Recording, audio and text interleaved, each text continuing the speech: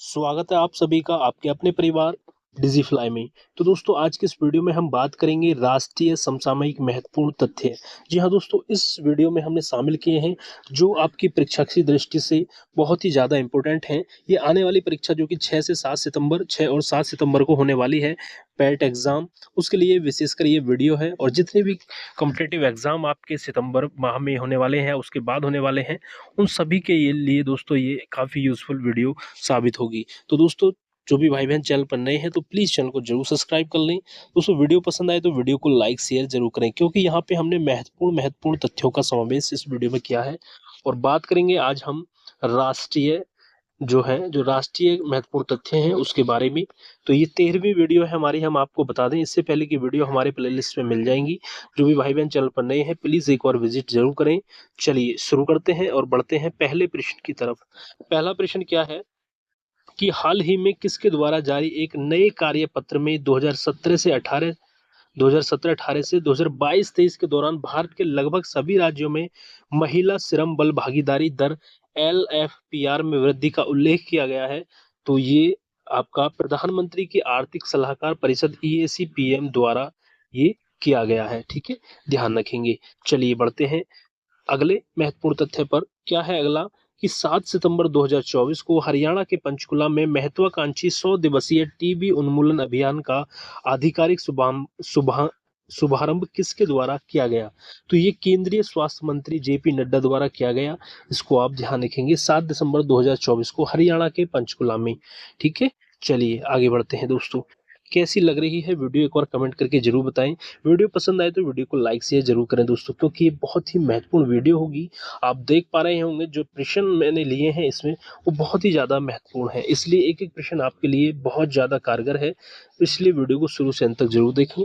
चलिए यहाँ पे देखते हैं अगला कि हाल ही में राज्यसभा से पारित तेल क्षेत्र विनिमय और विकास संशोधन विधेयक 2024 किस अधिनियम में संशोधन करता है। तो ये खान और खनिज विकास और विनिमय अधिनियम 1957 में ये संशोधन करता है। ठीक है, याद रखेंगे। चलिए बढ़ते हैं नेक्स्ट प्रश्न कि हाल ही में 10 दिसंबर को किसके खिलाफ एक अविश्वास प्रस्ताव का नोटिस लाया गया, जो भारत के संसदीय इतिहास में इस तरह की पहली कार्रवाई थी। तो ये राज्यसभा की सभापति जो हैं जगदीप धनखड़ के खिलाफ ये अविश्वास प्रस्ताव का नोटिस लाया गया। इसको ध्यान रखेंगे, इंपोर्टेंट क्वेश्चन है। ठीक है, चलिए आगे बढ़ते हैं। इसका फॉन्ट थोड़ा छोटा हो गया है, कोई बात नहीं। चलिए आगे बढ़ते हैं।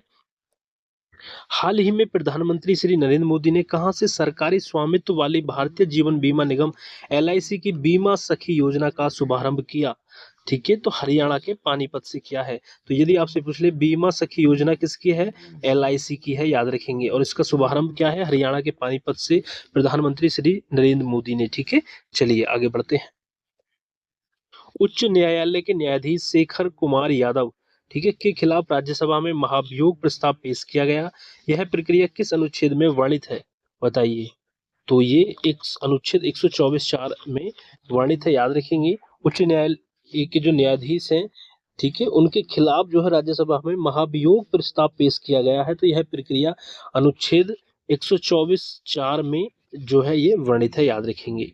चलिए आगे बढ़ते हैं अगले प्रश्न की तरफ। अगला प्रश्न है कि RBI ने म्यूल हंटर AI नामक AI संचालित मॉडल बनाया है। इसे किसके द्वारा विकसित किया गया। जो RBI का ये मॉडल है, AI model mule Hunter AI, इसे किसके द्वारा विकसित किया गया है। तो reserve bank innovation hub RBIH Bengaluru के द्वारा इसको विकसित किया गया है, ये आप ध्यान रखेंगे। चलिए आगे बढ़ते हैं। संजय मल्होत्रा हाल ही में भारतीय रिजर्व बैंक के जो है संजय मल्होत्रा जो है आपकी, वो हाल ही में भारतीय रिजर्व बैंक के कितनेवें गवर्नर बने हैं, याद रखेंगे। 26वें गवर्नर बने हैं, 26वें।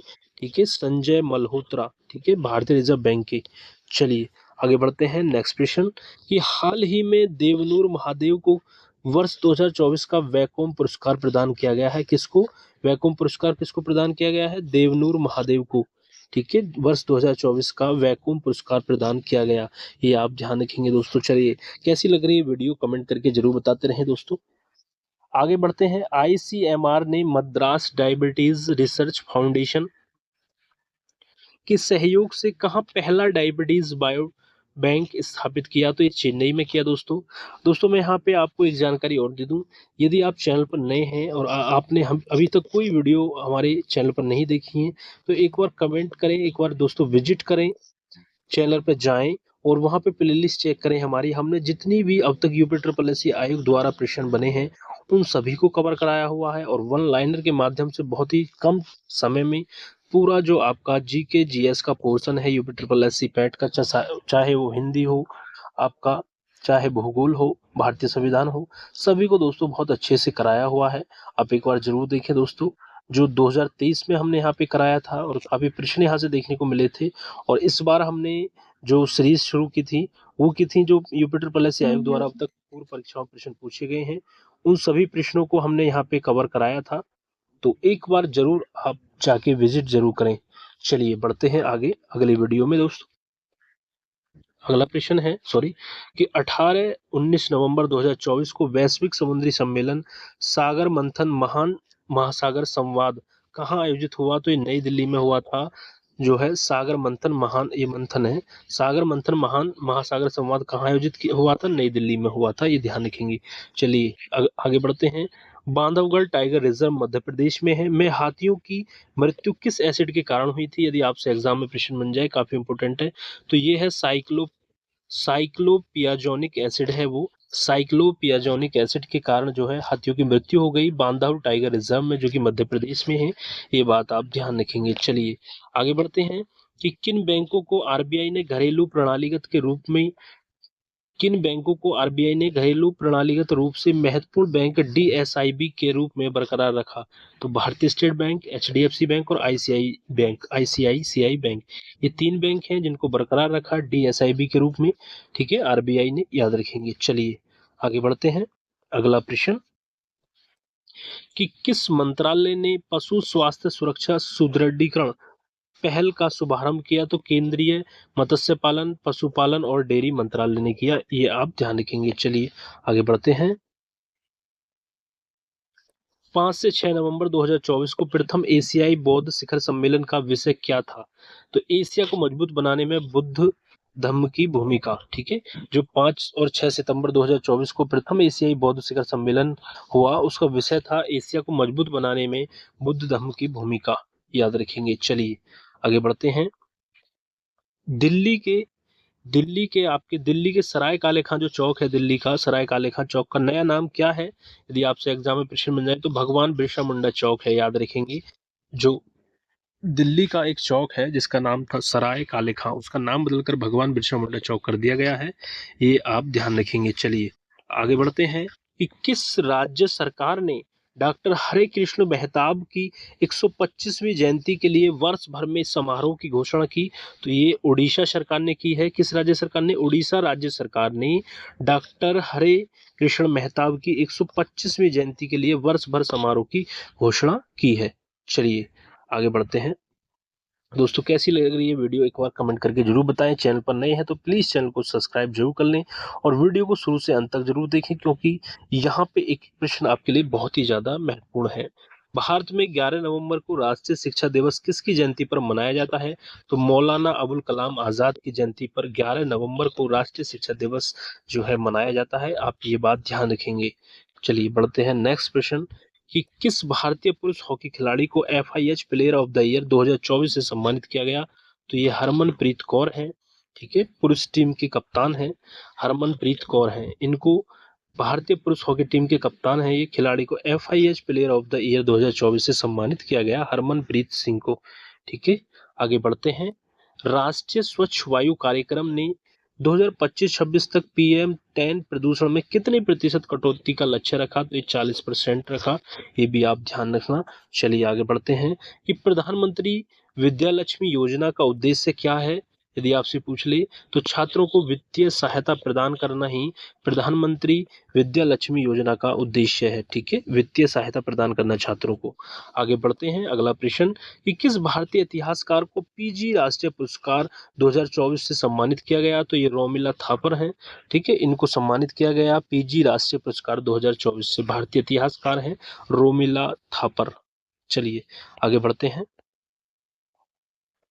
कि दिल्ली उच्च न्यायालय ने एनएफआरडी के लिए 2024-25 और 25-26 हेतु कितनी राशि आवंटित करने का निर्देश दिया? 974 करोड़ रुपए। ठीक है, इसको आप याद रखेंगे, काफी ज्यादा महत्वपूर्ण प्रश्न है। चलिए आगे बढ़ते हैं कि केंद्र सरकार ने किस वर्ष तक फोर्टिफाइड चावल की सार्वभौमिक आपूर्ति जारी रखने को मंजूरी दी? ठीक है, तो जुलाई 2024 से दिसंबर 2028 तक। याद रखेंगे कि केंद्र सरकार ने जुलाई 2024 से लेकर दिसंबर 2028 तक फोर्टिफाइड चावल की सार्वभौमिक आपूर्ति जारी रखने की मंजूरी दी दोस्तों। तो कैसे लगे दोस्तों ये राष्ट्रीय समसामयिक महत्वपूर्ण तथ्य? एक बार कमेंट करके जरूर बताएं दोस्तों, क्योंकि ये बहुत ही ज़्यादा महत्वपूर्ण है। जो आने वाली परीक्षा है आपकी पैट 2025, उसके लिए स्पेशल ये वीडियो है, और जितने भी एग्ज़ाम हैं उन सभी में काफ़ी हेल्पफुल होने वाली है। जैसे आपका एसएससी एमटीएस हुआ, सीएचएसएल हुआ, सभी के लिए बहुत ज़्यादा इम्पोर्टेंट है दोस्तों। मिलते हैं ऐसी नई जानकारी के साथ अगली वीडियो में दोस्तों। तब तक के लिए जय हिंद, जय भारत दोस्तों। खुश रहें, मस्त रहें और इसी तरीके से दोस्तों पढ़ते रहें। धन्यवाद। मिलते हैं बहुत जल्द अगले पार्ट में।